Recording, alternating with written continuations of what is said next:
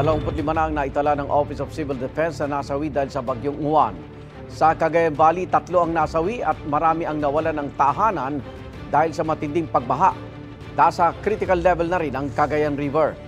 Narito ang unang balita. Dito kasi sa amin, hindi namin nakalain na ganito kalakas yung magiging hagupit ng bagyong Uwan. Ito na yung pinakamalakas na bagyo na naranasan namin dito. Ganito ang makikita sa bayan ng Tuaw sa Cagayan matapos ang matinding pagbaha dahil sa bagyong Uwan na nagpaapaw sa Chico River dulot ng dala nitong ulan. Nang humupa ang tubig, nagkalat ang mga putik sa kalsada, pati ang mga tinangay na troso. Nasira din ang maraming bahay dahil sa pagragasa ng baha. Ito yung bahay namin, sir, walang naiwan kahit yung gamit namin. Walang naiwan. Kabilang sa mga nawala ng tirahan ang batang lalaking si Soren.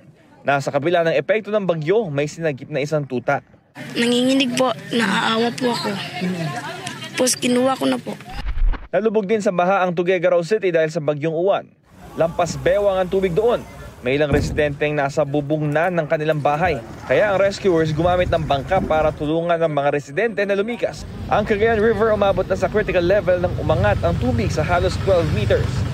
Hindi naman madaanan ang Tabuk and Railroad na nagdurugtong sa lalawigan ng Cagayan at Mountain Province dahil sa pagguho ng lupa at pagbagsak ng mga bato.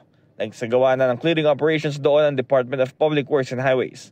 Ang mga ganitong operasyon ipinag-utos na rin ni Pangulong Bongbong Marcos na isagawa 24/7. Dapat daw makumpuni at malinis na ang mga kalsada sa iba't ibang bahagi ng bansa kasunod ng bagyong Uwan para sa kaligtasan ng bawat residente at motorista.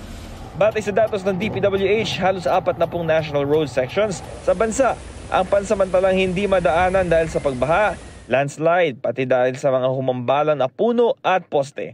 Ito ang unang balita, Bam Alegre, para sa GMA Integrated News.